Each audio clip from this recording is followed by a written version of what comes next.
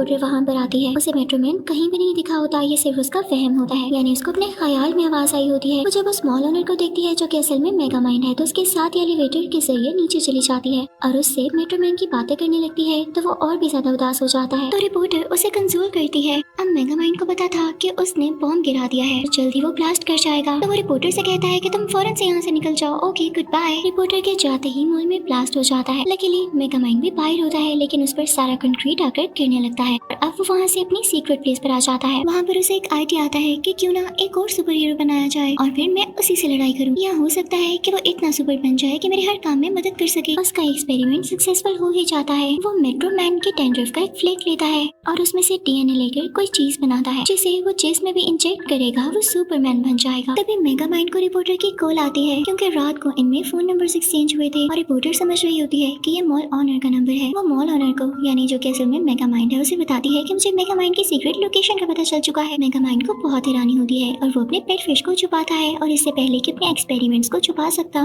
वो रिपोर्टर वहाँ पर आ ही जाती है। अब मेगामाइंड ने उसे किसी न किसी तरह तो रोकना था, तो वो दोबारा से मॉल ओनर के रूप में आ जाता है और उसे रोकने लगता है। लेकिन तब तक वो रिपोर्टर उसके एक्सपेरिमेंट्स की पिक्चर ले चुकी होती है। अब वो मॉल ओनर चुपके से सिक्योरिटी को बुलाता है, लेकिन वो मशीन इसी मॉल ओनर यानी मेगामाइंड को ही पकड़ लेती है, क्योंकि इसकी शक्ल बदली हुई थी। इसके बाद वो एक सीक्रेट डोर खोलता है जैसे किसी बेसमेंट का हो और उसमें चला जाता है, यानी वो ये प्रिटेंड करता है जैसे मेगामाइंड आ चुका है और उसी ने इसी मॉल ओनर को बंद कर दिया है और अब वो खुद रिपोर्टर के सामने आ जाता है। इतनी देर में रिपोर्टर के पास वो गन आ चुकी थी, जिससे वो केमिकल लोगों में इंजेक्ट किया जाना था, जिसके बाद वो लोग सुपर हीरो बन सके। मेगामाइंड उसे वो लेने की कोशिश करता है, लेकिन इन सब में उनसे वो गन चल जाती है। रिपोर्टर का साथी भी बाहर खड़ा होता है और वो इंजेक्शन टकराते टकराते उस पर जाकर लगता है, यानी अब वो सुपर हीरो बन जाएगा। आगे जाकर देखते हैं। अब यहाँ पर वो रिपोर्टर इस जगह से बाहर जाने वाली होती है, लेकिन गलत दरवाजा खोल देती है और एक ऐसी गहरी जगह में गिरने वाली होती है जहाँ पर काफी ढेर सारे एलिगेटर्स होते हैं। तो मेगामाइंड, जो कि मॉल ओनर के रूप में होता है, उसे ऊपर खींच लेता है। लेकिन जैसे ही वो दोनों यहाँ से बाहर आते हैं तो मेगामाइंड की अपनी मशीन ही उन दोनों के पीछे लग जाती है, क्योंकि मेगामाइंड अभी तक मॉल ओनर के रूप में था। तो वो रिपोर्टर उसे एक एक्सप्लोसिव देती है और कहती है कि इस मशीन की तरफ फेंक दो, ये मेगामाइंड की डेंजरस मशीन है और इसे डिस्ट्रॉय करना बहुत जरूरी है। मेगामाइंड को ना चाहते हुए भी वो एक्सप्लोसिव अपनी ही मशीन की तरफ फेंकना पड़ता है। अब जैसे ही वो दोनों इस बिल्डिंग से बाहर आते हैं तो बिल्डिंग में ब्लास्ट हो जाता है और सब कुछ तबाह हो जाता है। बाहर आते ही वो रिपोर्टर मेगामाइंड, यानी वो अपनी तरफ से उस मॉल ओनर को समझ रही थी, उसे गले लगाती है। मेगामाइंड को सब बहुत अच्छा लगता है, क्योंकि आज तक उसे किसी ने गले नहीं लगाया था। उसके बाद वो अपनी गाड़ी में बैठ जाता है। उसके पास उसकी पेट फिश भी होती है। इसके बाद वो कैमरामैन यानी उस रिपोर्टर का साथी अपने घर चला जाता है। मेगामाइंड और उसकी फिश भी उसके घर जाते हैं। वो आदमी यानी कैमरामैन मेगामाइंड को देख के डर जाता है, तो मेगामाइंड का पेट उसके सर पर कोई चीज मारकर उसे बेहोश कर देता है और मेगामाइंड फौरन से खुद का रूप एक बूढ़े की शक्ल में बदल देता है। और जब सामने वाले कैमरामैन को होश आती है तो वो देखता है कि इसके सामने काफी मॉडर्न बूढ़ा है। तो मेगामाइंड उसे कहता है कि मैं दूसरे प्लेनेट से आया हूँ तुम्हें सुपर हीरो बनाने के लिए। अपनी बॉडी देखो ट्रांसफॉर्म हो चुकी है, तुम्हें पावर्स भी आ चुकी हैं और अब तुम मेगामाइंड से लड़ोगे। कैमरामैन जब खुद को नोटिस करता है तो बहुत खुश होता है, क्योंकि वाकई उसकी बॉडी भी स्ट्रॉन्ग बन चुकी थी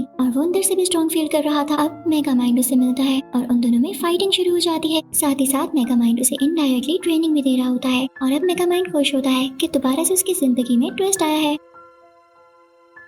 साथ ही साथ उसे ये भी अच्छा लग रहा था कि रिपोर्टर उसकी दोस्त बन चुकी है, पर रिपोर्टर को तो यही पता था कि शायद ये मॉल ओनर है। तो मेगामाइंड ने जब भी उस रिपोर्टर से मिलना होता वो मॉल ओनर की शक्ल में उससे मिलता और काफी अच्छा टाइम स्पेंड करता। दूसरी तरफ मेगामाइंड और उसकी फिश में बहस हो जाती है, क्योंकि मेगामाइंड की पेट फिश उससे कह रही होती है कि जो तुम कर रहे हो वो बिल्कुल ठीक नहीं है, पर मेगामाइंड उसकी एक नहीं सुनता और उससे कहता है कि अगर तुम जाना चाहते हो तो यहाँ से जा सकते हो। अब उसकी पेट फिश वहाँ से चली जाती है। दूसरी तरफ वो कैमरामैन, जो कि अब सुपर हीरो बन चुका है, वो ढेर सारी फ्लैश लेकर रिपोर्टर के पास आता है और उससे कहता है कि तुम मुझे अच्छी लगती हो, क्या तुम मेरी दोस्त बनोगी? तो वो रिपोर्टर मना कर देती है कि नहीं, मैं किसी और को पसंद करती हूँ। और अब इसके बाद मेगामाइंड उसी मॉल ओनर के रूप में उससे मिलता है। वो दोनों एक साथ टाइम स्पेंड करते हैं और खाना खाते हैं और उस रेस्टोरेंट की विंडो से बाहर वो कैमरामैन यानी कि जो अब सुपर हीरो है वो सब देखकर काफी सैड हो रहा होता है। पर अचानक से रेस्टोरेंट में रिपोर्टर का हाथ मेगामाइंड के हाथ पर लग जाता है। उसने साथ में घड़ी पहनी होती है और ये वही घड़ी होती है जिससे वो अपने रूप बदलता है और उसका हाथ लग जाने की वजह से मेगामाइंड अपने असली रूप में आ जाता है। रिपोर्टर ये देख के डर जाती है और वहाँ से चली जाती है। वो काफी रोती है। मेगामाइंड उसके पीछे जाता है और उसे समझाता है कि मैं ही वो मॉल ओनर बना हुआ था और मैं तुम्हें पसंद करने लगा हूँ। लेकिन रिपोर्टर उसे कहती है मैं तुम्हें बिल्कुल पसंद नहीं करती, तुम मेरे टाइप के नहीं हो,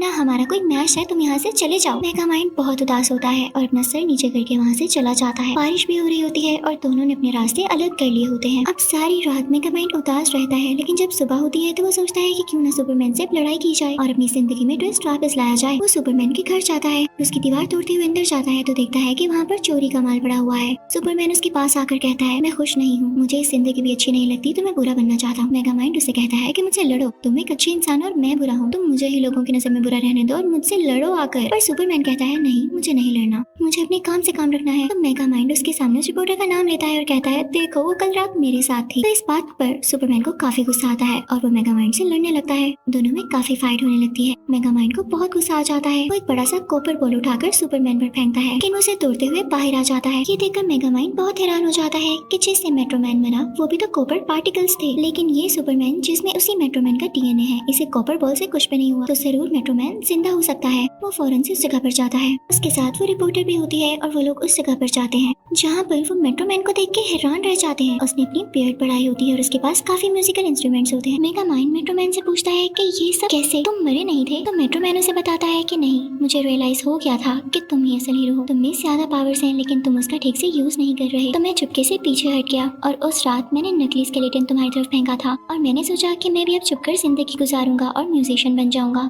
और अब तुम असली हीरो हो। तुमने जो एक्सपेरिमेंट किया है और उसके बदले में तुमने सुपरमैन बनाने की कोशिश की थी वो नाकाम रही है, तुम देख रहे हो ना, वो बुरा बनना चाहता है, तो बस अब तुम्हें उसी से लड़ना होगा। वो शहर को तबाह कर रहा है, उससे लड़ो और शहर को बचाओ जाकर। यही वक्त है जब तुम इस बात को मान लो कि तुम एक हीरो हो। पर मेगामाइंड बिना कुछ सोचे समझे खुद को पुलिस के हवाले कर देता है और दोबारा से प्रिजन में आ जाता है। पर तभी वही सुपरमैन जो कि बहुत बुरा बना हुआ है, वो उसी रिपोर्टर को किडनैप कर लेता है और उसे वीडियो के जरिए बताता है कि मैंने इसे किडनैप कर लिया है। रिपोर्टर मेगामाइंड की मदद मांगती है, तो तभी मेगामाइंड वहाँ बैठे बैठे कहता है कि अब तो मैं प्रिजन में आ गया हूँ, काश मेरा पेट यहाँ पर होता और हम मिलकर यहाँ से निकलते। तभी वहाँ पर जो प्रिजन का हेड होता है वो अपनी घड़ी पर हाथ रखता है। तब हमें पता चलता है कि असल में वो मेगामाइंड का पेट ही है जिसने पुलिस का रूप लिया हुआ था, यानी उस प्रिजन के हेड का। और जब उसने ये देखा कि मेगामाइंड मुझे याद कर रहा है तो अपने असली रूप में आ गया मेगामाइंड की मदद करने के लिए। अब ये दोनों प्रिजन से बाहर आते हैं ताकि उस रिपोर्टर को बचा सके और उस आदमी को हरा सके जो कि सुपरमैन के नाम पर बुरा बना हुआ है और दुनिया को तबाह करने वाला है। जैसे ही मेगामाइंड और उसका पेट वहाँ पर पहुँचते हैं तो सुपरमैन उनसे लड़ने लगता है, लेकिन मेगामाइंड ने अपना एक रेप्लिका बनाया होता है जिससे वो सुपरमैन जैसा दिखने वाला विलन कंफ्यूज होने लगता है। तभी मेगामाइंड अपनी कार से एक ऐसी गन लाता है कि अगर उससे किसी सुपरमैन को शूट किया जाए तो उसकी पावर डिफ्यूज हो जाएगी, यानी वापस चली जाएगी। फौरन से सुपरमैन के सामने जाता है और उस पर वो शूट कर देता है, जिसके बाद उसकी पावर डिफ्यूज हो जाती है और वो एक नॉर्मल कैमरामैन में वापस आ जाता है। पर इस सब में मेगामाइंड के फिश का टैंक का शीशा भी टूट चुका था, लेकिन इससे पहले कि वो फिश तड़प तड़प कर मरती, मेगामाइंड उसे पानी में डाल देता है। रिपोर्टर उसके गले लग जाती है और उसे थैंक्स कहती है। यहाँ पर दोनों एक दूसरे से कन्फेस करते हैं कि वो एक दूसरे को पसंद करते हैं। अब इनके सामने बाकी सारे लोग भी होते हैं। जब शहर के लोगों ने अपनी आंखों के सामने देख लिया होता है कि इनको बचाने वाला आज मेगामाइंड ही है, तो वो सब भी उसको शुक्रिया कहते हैं। अब इन सब में बॉन्डिंग बहुत अच्छी हो जाती है। मेगामाइंड सोच लेता है कि अब से वो लोगों की मदद करेगा और इनका ख्याल रखेगा। तो इसी के साथ इस मूवी की एंडिंग यहीं पर होती है। Thank you for watching.